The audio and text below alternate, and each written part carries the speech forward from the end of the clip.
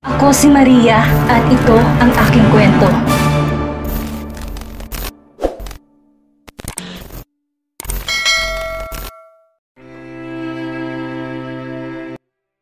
Ibig sabihin maglolong dalawa?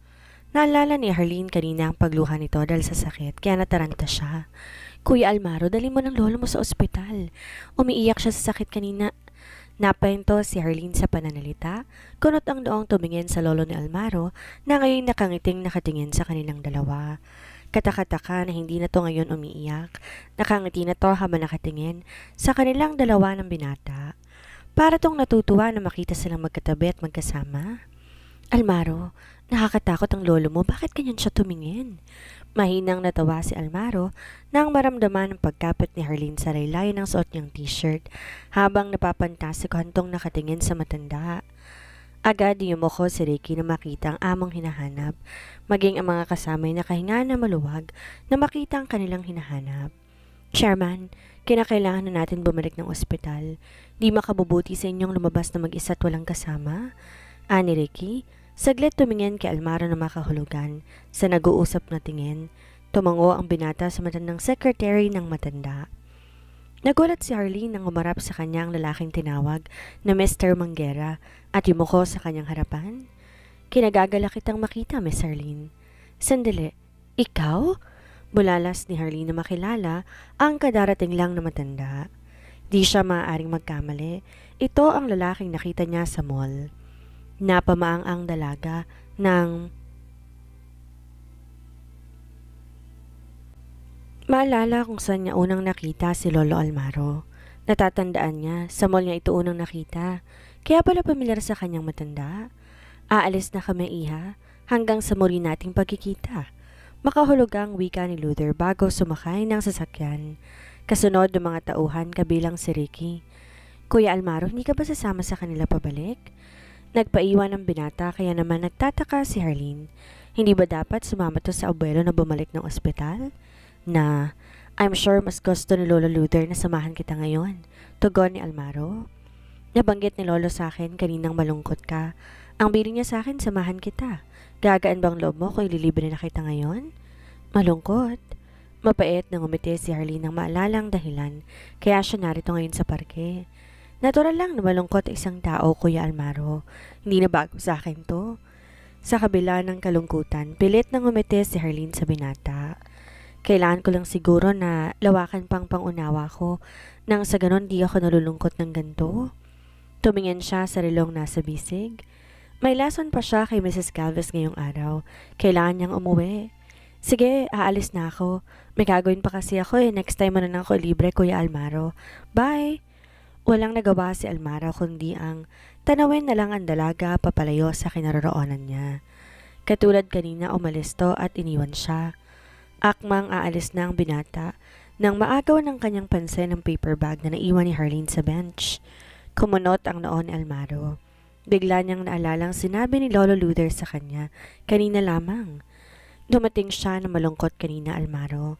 Pasiyahin mo siya para sa akin? Bilin ng lolo ni Harleen sa kanya. Di ba tinanggap ng taong pagbibigyan ni Harleen ang regalong to, kaya malungkot ang dalaga? Masama ito dahil imbes maawa para sa dalaga, pagkatawa ang nadama ni Almaro. Pasisihan ko si Harleen, hindi dahil inutos mo, Lolo Luther. I will do it because I want to. Nakangiting binitbit ni Almaro ang paper bag na binili ni Harleen kanina lang kasama siya. Pagkatapos ng lahat ng lessons na ni Mrs. Galvez, agad nagkulong si Harleen sa kanyang kwarto. Ngunit, di nagtagal pinatawag siyang muli ni Aling Marcela dahil dumating ng doktor na susuri sa kanya ngayong buwan. Nagliwanag ang mukha niya na makita, kasama nito si Fernan. Naglaho lahat ng tampo niya dito kanina lang. Umuwi ito mas maaga para malaman kung maganda ba ang kalusugan niya, kaya naman masaya siya ngayon. Sa tuwing check-up niya kasi umuwi ito para malaman ang resulta ng check-up niya. Ibig sabihin mahalaga ang lagay niya kay Fernan. Mahal talaga siya nito kaya naman inaalala nito ang kalagayan niya. Kumakain ka pa rin ba ng mga healthy foods tulad ng mga bilin ko, iha? Opo, Dok. Nakangiting tugon niya sa matandang doktor. Sa katunayan, puro healthy foods ang kinakain niya pag nandito siya sa bahay. Kaya nga kapag lumalabas siya, kumakain siya ng maraming street foods. Nakakasawa kasi ang kinakain niya dito. Paulit-ulit, karamihan pa, gulay at mga prutas. Kaya nga kapag lumalabas siya, sinusulit niya ang pagkain sa labas. Pagkatapos suriin si Harleen, nagtungo na sa may edad na doktor sa sala kung saan naghihintay sa kanya si Fernan. Bakas ang pagkainip sa mukha ng binata habang naghihintay sa kanya. I'm sorry, Mr. Crawford, but it's still negative. Shit! Mura ni Fernan. Nahalamos ang kamay sa mukha. How long does it take to make her pregnant?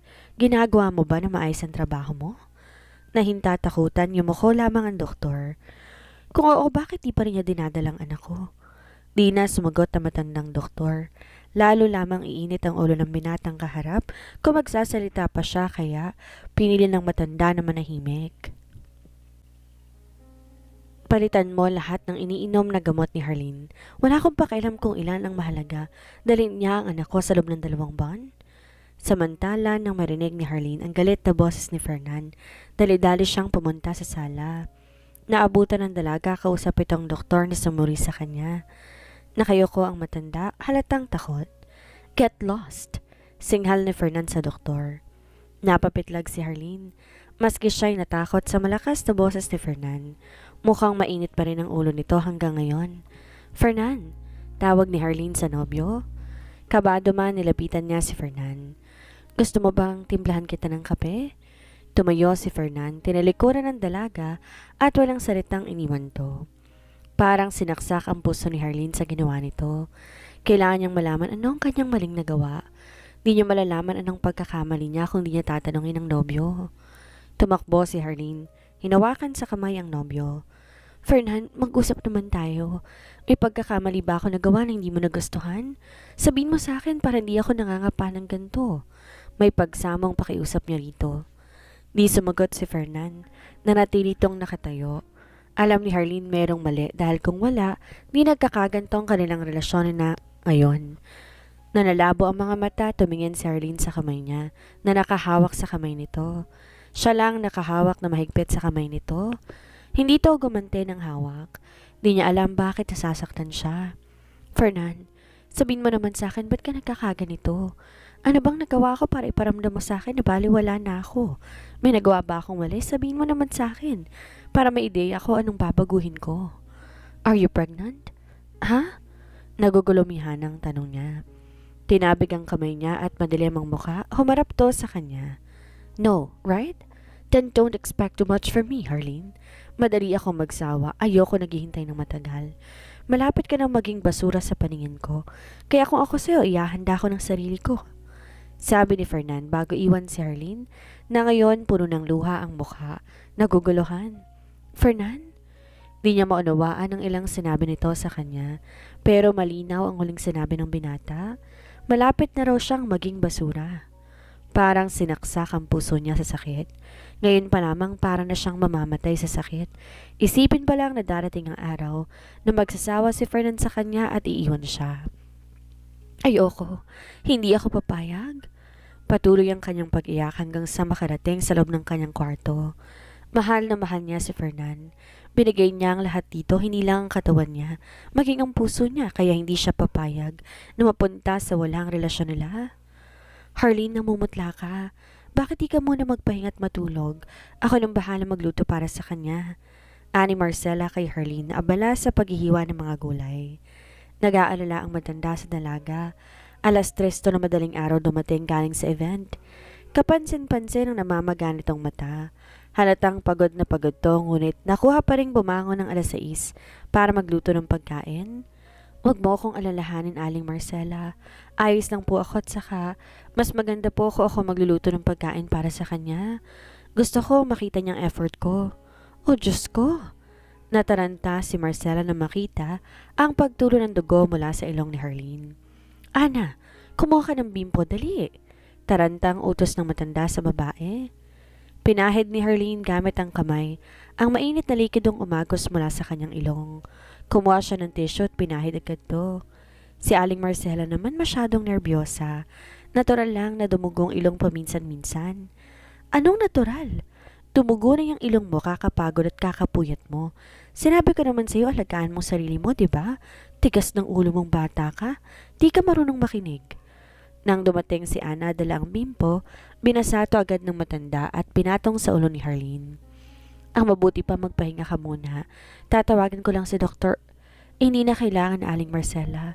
Nakikiusap ako, hayaan niyo na lang muna ako. Iniwas ni Harleen ang namumulang mata. Baka po pagbawalan na naman akong pumasok ni Kuya Fernan kapag nalaman niya to.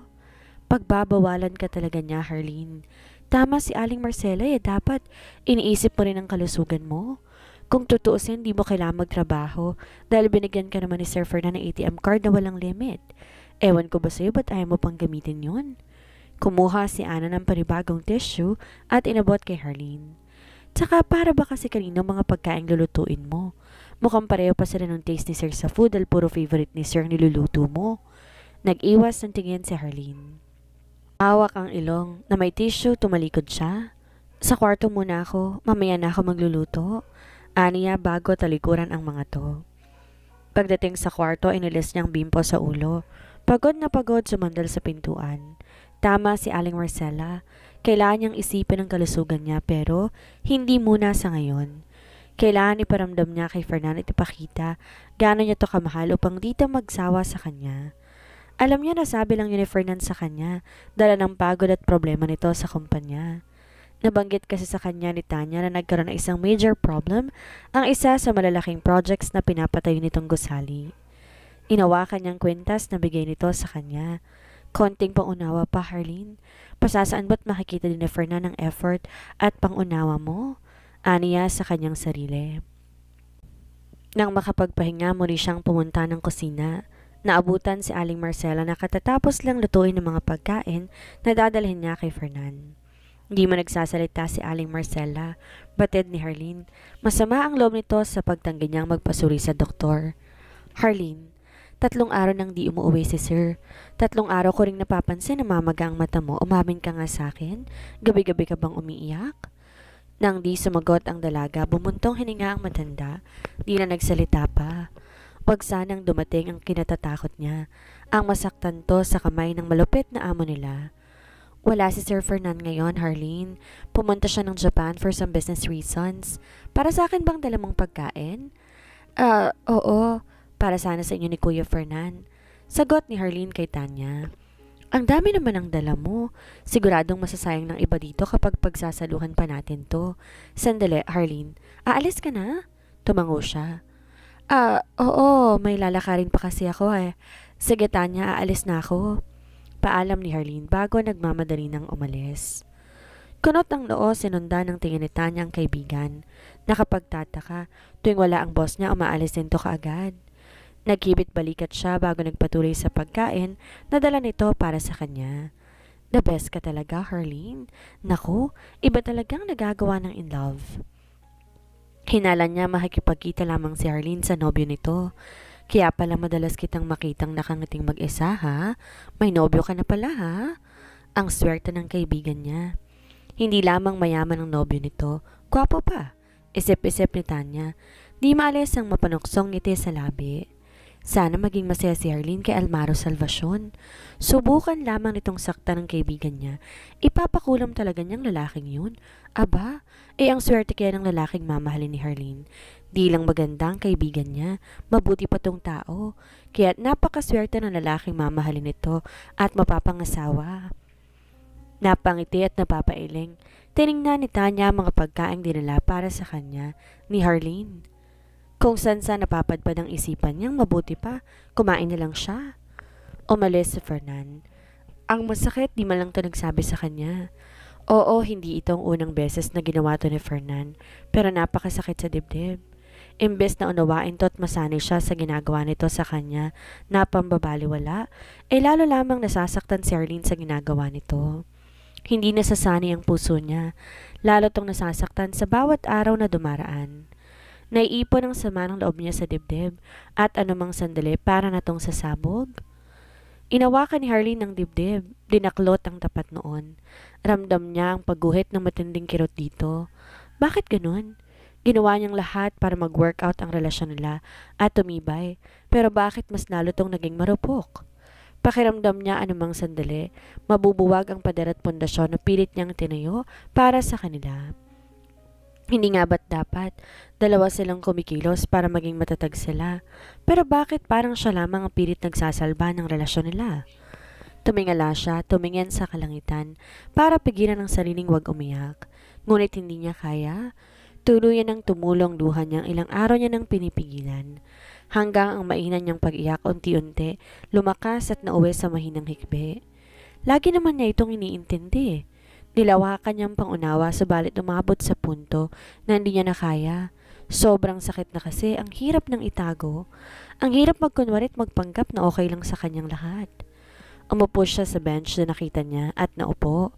Umiiyak, nilabas niya ang cellphone niya na galing dito. Katulad nitong nakaraang buwan, wala man lang missed calls at messages mula sa binata. Malayo sa naunang buwan nilang dalawa. Tinakpan niya ang bibig ng kamay upang di makaagaw pansin ang pag-iyak sa mga batang naglalaro dito sa park. Pinapaligiran na kasi siya ng mga bata na naaawa sa kanya. Tumingala si Harleen ng maramdaman. May bagay na pumatong sa ulo niya dahilan upang matakpan ang mukha niya. Go on, Harleen. Cry your eyes out until there's no tears left in your eyes. Dahil sa sinabi ni Almaro, lalong bumalong ang luha sa mga mata ni Harleen. Tahimik siyang umiyak habang nakatakip ang kamay sa kanyang bibig. Kailangan lamang siguro niya tong iiyak para gumaan ang dibdib niya.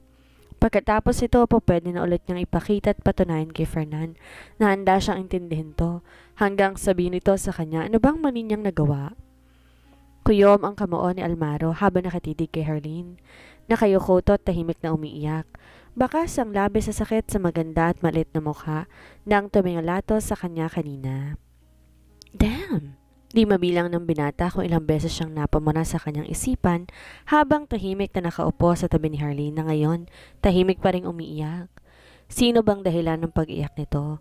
Ang lalaki bang binila nito ng regalo? Kumuyom ang kanyang kamao. Naalalang sinabi ni Lolo Luther sa kanya nung araw na yon. Malungkot si Harleen. Ibig sabihin malaki ang chance sa tamang kanyang hinala. Damn that man. Paano nito maaatim paiyakin si Harleen ng ganito? Natigil lamang sa pag-iyak si Harleen nang marinig ang pagbukas na dala niyang baonan na may laman ng pagkain. Mukhang masarap pa. Dinala mo ba to dahil alam mong magkikita tayo ngayon? Biro ni Almaro. Nang di kumibo si Harleen, kinuha ng binatang kutsara at sumubo. Napatango-tango si Almaro. Masarap ang luto mo ha? Pwede ka na mag-asawa. Biro niya. Di ako nagluto niyan sa Aling Marcela. Pinahid ni Harleen ang luha at saka masamang tiningnan ang binata. Pwede ba? Huwag mo nga ubusin yan, di naman yan para sa iyo eh. At para kanino? Sa dahilan kaya umiiyak ka ngayon. Nataranta si Almaro nang lumakas ang iyak ng dalaga. Shit! Shh! Tana! Baka isipin nila pinapaiyak kita eh. Pinapaligiran na sila ngayon ng mga bata. Masama ang tingin ng mga to ngayon sa kanya. Mukhang iniisip ng mga to siya ang dahilan ng pag-iyak ni Harleen. Kuya, bakit mo po pinaiyak ang girlfriend mo? Inosenteng tanong ng batang babae na may hawak pang lollipop. Masama ang tingin nito kay Almaro tulad ng iba pang mga kalaro nito. Nakita ni Almaro nakatingin din sa kanya nang may mapanghusgang tingin ang magulang ng mga bata. Great! Siya pa tong lumabas na nagpapayak sa dalaga. Hinawakan ni Almaro ang kamay ni Harleen at hinila ito. Shit! Mura niya nang biglang may batang yumakap sa binti niya at kumagat. Anak ng 3 children bite his leg. What is wrong with his children? Natigilan si Almaro nang marinig ang pagtawa ni Harleen. Panay ang hingi ng pasensya ng mga magulang ng mga to kay Almaro. Kanina lang hindi maipinta ang mukha ng binata dahil sa ginawa ng mga bata. Subalit ngayon tulalatong nakatingin kay Harleen na nakahawak sa ulo ng mga bata. Huwag yun ang uulitin yun ha. Sorry po ate. Akala lang po kasi namin pinapaiyakan ng manong na yan eh. Sagot ng 6 na taon na batang babae. Sorry din po manong. Manong?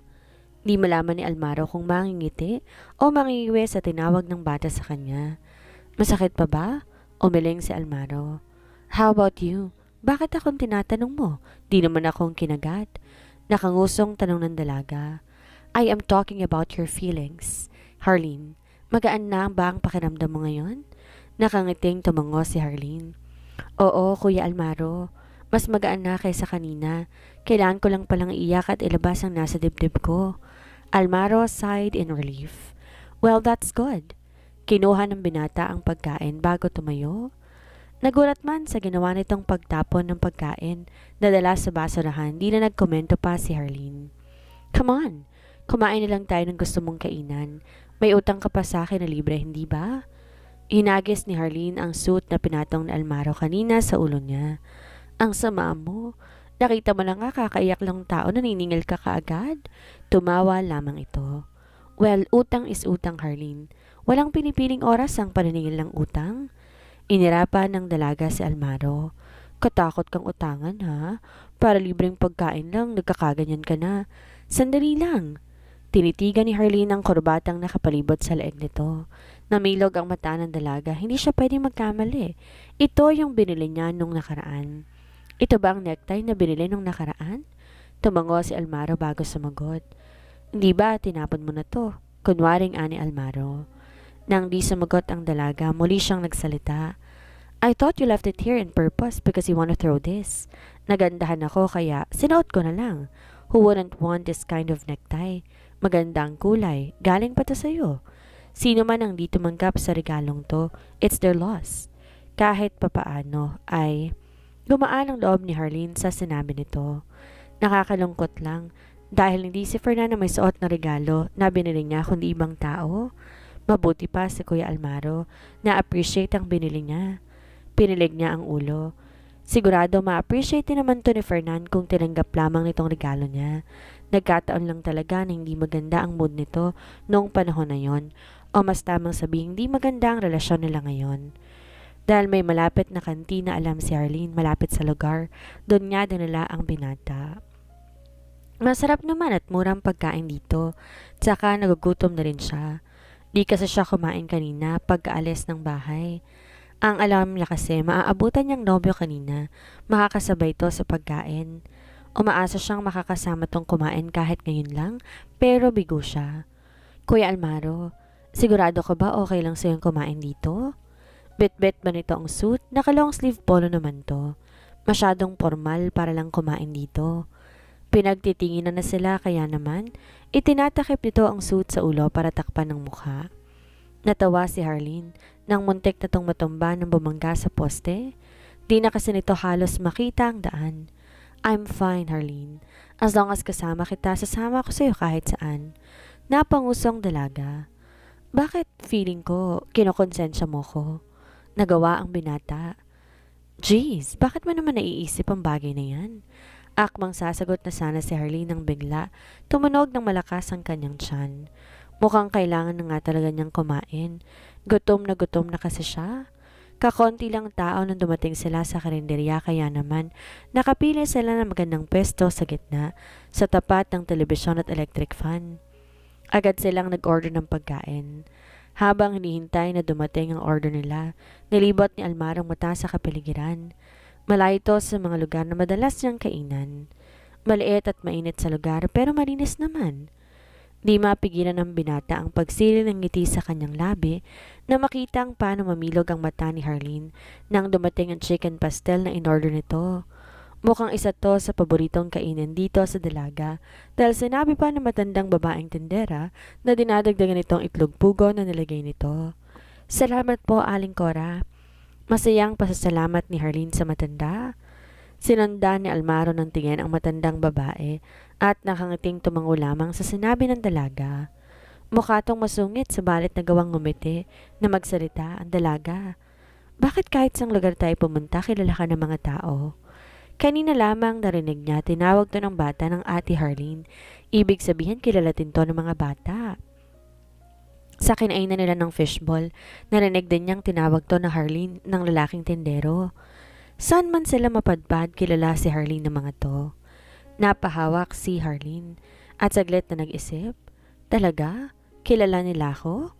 Napako ang mata ni Harleen sa dalawang tao na laman ng balita sa telebisyon. Namataan sa Japan na magkasamang magkasantahan na sina Fernan Crawford at Ines Locsin sa isang sikat na restaurant dito. Ayon nga sa aming source, narito ang dalawa upang humanap ng magandang venue para ganapin ang kanilang kasal.